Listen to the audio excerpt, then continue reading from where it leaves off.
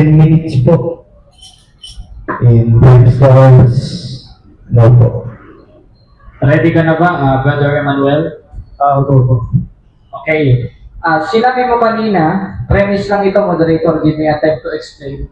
Because you are under cross-examination.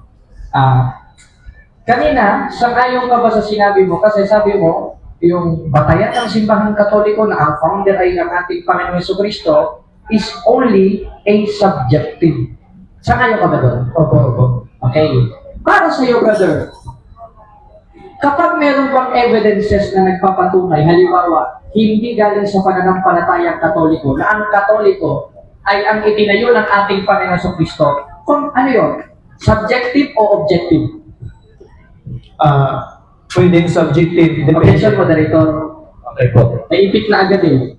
Ang tanong ko sa iyo, categorical. Pag sinabing categorical, matuto ka sa rules, you should answer that categorically. Unang tanong ko pa lang, mambihira ka naman, no? Ang tanong ko, categorical. Hindi ko sinabing parehas. Pag ang isang paniniwala ba, halimbawa, ito, premise ito ang tema natin, according to your stand, patutunayan mo na hindi si Kristo nagtatag ng simbahan katoliko. That's only a subjective, not objective. Ngayon, pag ang isang opinion ba, o yung isang stand ba, halimbawa, ang paniniwala namin si Kristo nagtatag ng simbahan katoliko at may ibang magpapatunay na nasa labas ng simbahan katoliko, subjective ba siya? O konsiderado ba siya objective? Yes or no? Categorical. Wala ako sagot doon. Objection, moderator. Okay, ako po ang objection. Nasa rules po natin na most answer kapag ang tinatanong po ay categorical. Mamimili lang po kayo sa dalawa kung yes po ba or no. Moderator. Objection, moderator. Sige. Ang tanong ko sa kanya, categorical. Pag pa ang isang opinion o isang paniniwala ay pinatunayan ng iba na labas sa kanyang pananampalataya, konsiderado bang objective yun? Yes or no? Categorical. Sumagot ka, huwag ka maipit. Proceed po. Pwede bang mag-objection muna? Sasagot naman ako pero kung pagsagot ko, pwede bang ipaliwanag ko yung sagot ko? Yes po, sa pagsagot niyo po sa categorical, may pagpapaliwanag po kayo ng 1 minuto po. Sige, magpapaliwanag mo. Huwag mo muna kayo ikakat Pag kaya sagot ko, pagpaliwanagin mo muna ako. Gusto po muna yung time ulit na lang po ang tanong ko po. Okay. Ang tanong ko sa kanya, paulit-ulit na tayo ginagawa niya para makapag-isip ng isasagot Sabihin ko lang naman kung di mo kaya sagutin, mag-next question ka. Ang tanong ko sa iyo, pag ba ang isang pananampalataya, pinatunayan ng hindi nananampalataya o iba sa kanila sa mga kasamahan, o merong mga solid references na iba sa kanilang pananampalataya na pinatunayan na ang simbahan katoliko ay itinatag ni Kristo, konsiderado bang objective? Yes or no? Mamili ka, yes or no? Because my question is categorical. Yes or no?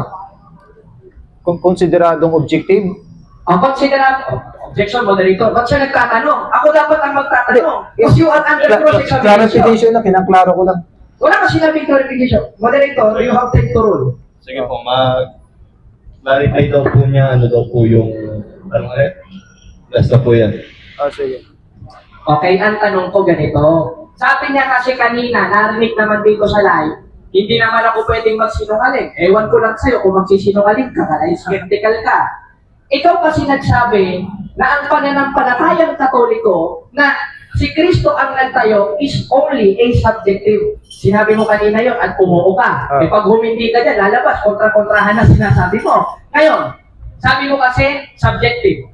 Ngayon, pag ang isang pananampalataya ba, pinatunayan ng hindi mananampalataya o iba sa kanila with solid references, considered ba yon as a objective? Yes or no?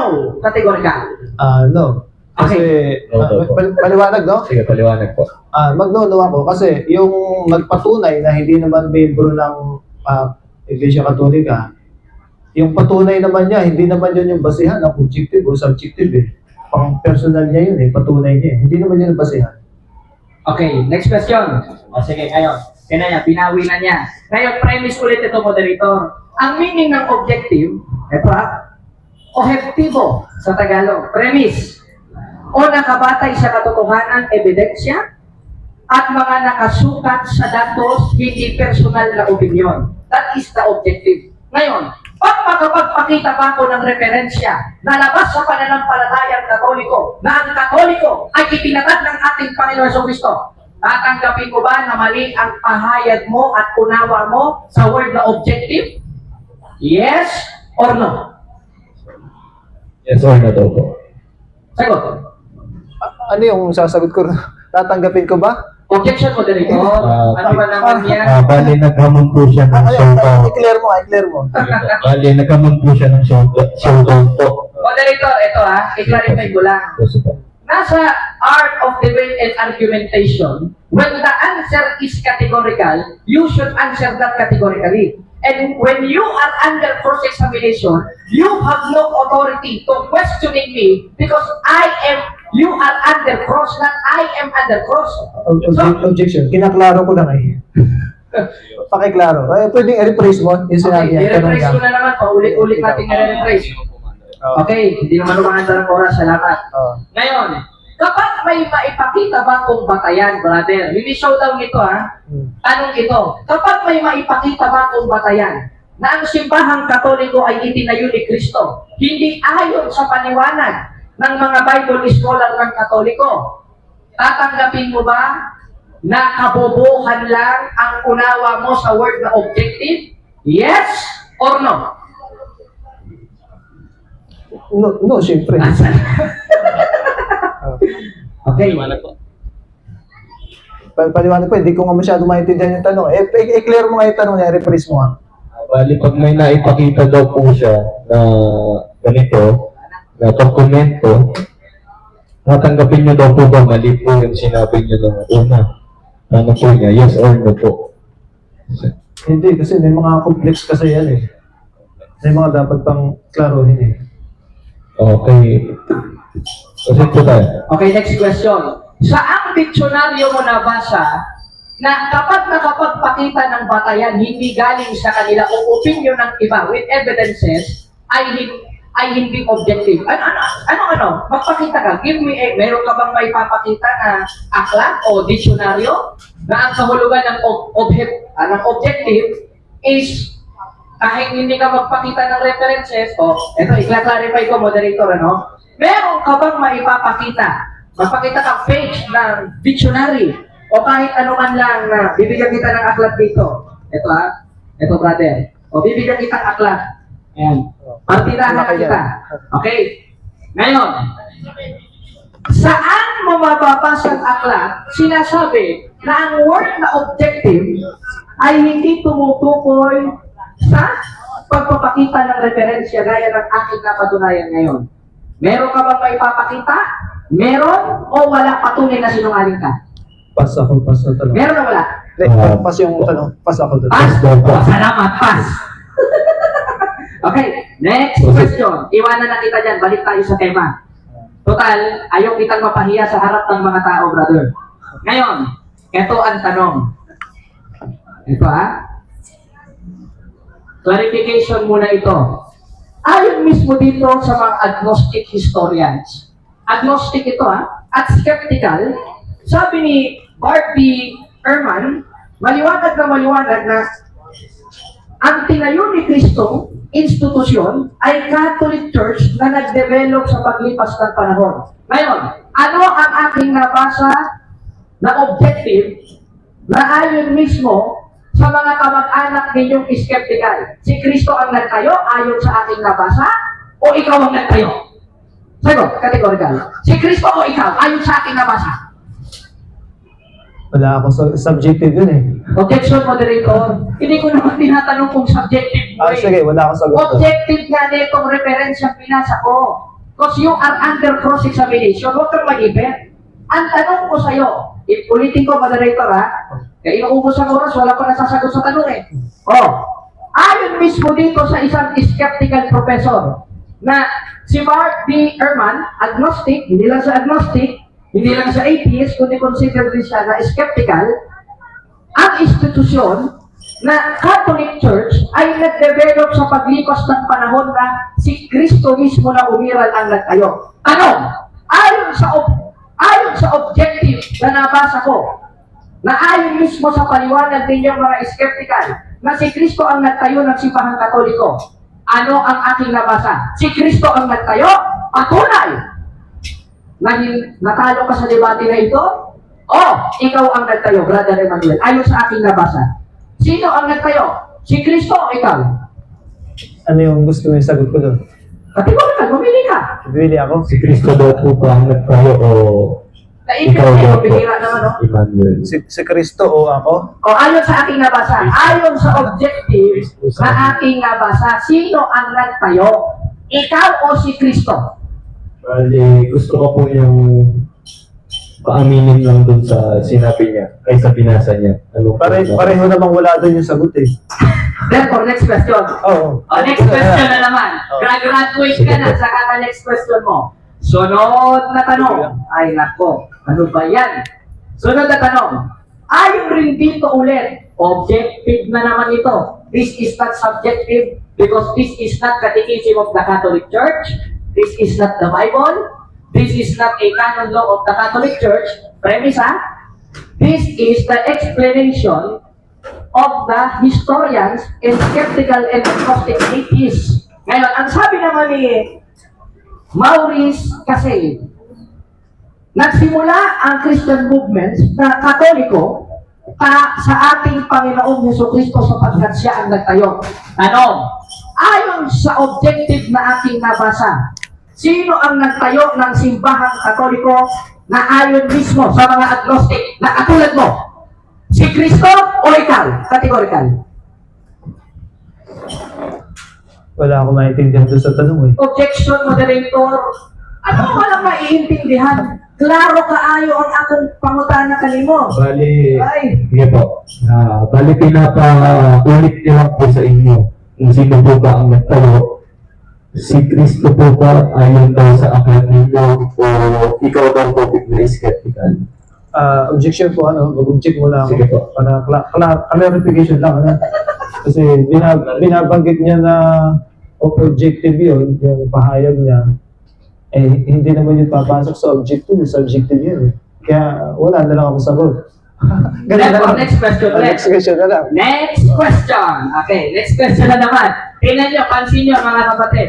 Ilang beses na ako nagtatanong, di pa rin nasasagot. Sunod na tanong. Ayun naman, objective ito. Because, premise because the meaning of objective, Ilang minuto, 5? ito na, 3 minutes na lang ang oras, sige. Ang ibig sabihin ng objective, Dami. ito nakabatay sa Kahit 5 minuto lang. katotohanan, check, ebidensya, check, nakasulat sa datos.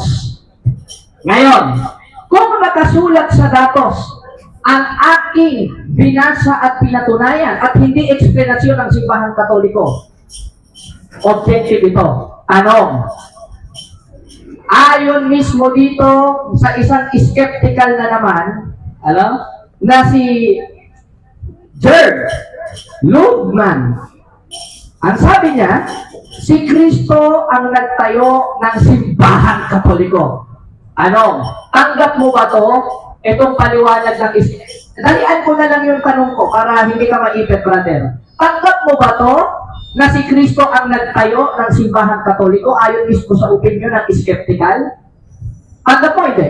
Patunay na pinatraidor mo ang grupo ng skeptical. Is or na naman sagot ko? Tanggap mo o hindi? Bali, Sagot? pinapatanggap niya lang po sa iyo kung yung aklat ninyo po na skeptical din. Pwede bang paliwanag ang sagot? Moderator, ang tanong ko categorical, ba't ka magpapaliwanag? This is not your time to explain. Your time is to answer my question because my question is categorical according to our rules and according to the art of debate and argumentation. Sana pala, nag-aral ka muna neto, ibibigay ko sa iyo yan, brother, ngayon, para malaman mo kung anong katutulan mo Dalawa na. bilang under cross-examination. Kaya, maliwanag ang tanong ko eh. Tanggap mo, hindi? Hindi na lang ako sasagot. Next question na. Next question na naman. Yeah. Okay. Next question. Next question. Gagamit tayo nito. Objective na naman ito dahil meron tayong datos. Because the meaning of objective, meron batayan, merong datos, hindi opinion ang isang paniglaman. O, tinan mo, naiipit na O, ito. Basahin natin dito, ito, aklat ng grade 3 ito Imposible hindi alam ni brother ito. Dahil ang alam ko sa mga skeptic, matatalino. Kung hindi mo alam ito, hindi mo tatanggapin ito, huwag ka na mag-grade 3. O, anong sabi?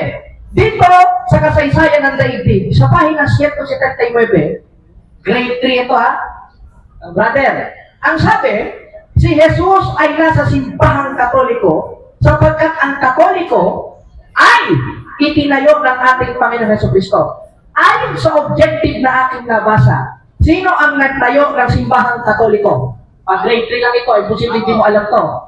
Si Kristo o ikaw? Wala doon yung sagot eh. Next question ulit. Ganun na. Next question na naman. Ay, nako, brother. Salamat. At honest siya, next question siya. Hindi niya kayang sagutin ang ating mga tanong. Sunod na tanong.